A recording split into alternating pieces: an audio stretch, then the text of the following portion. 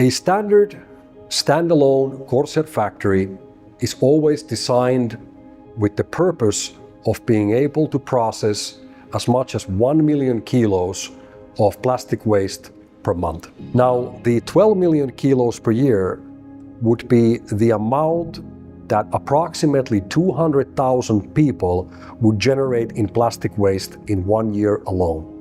Each Corsair facility is designed to be built on a footprint of approximately 10,000 square meters and to include altogether 10 modular pyrolysis reactors. At Corsair, we believe that modular is the right way to go. Instead of having a one large machine, we always aim to have 10 units which will be able to operate on a 24 hours a day cycle. And also by doing this, we are able to better mitigate any technical issues or maintenance downtime. If we would only have one machine, like has been the model done by several other companies in our industry, the entire production of the factory would be shut down.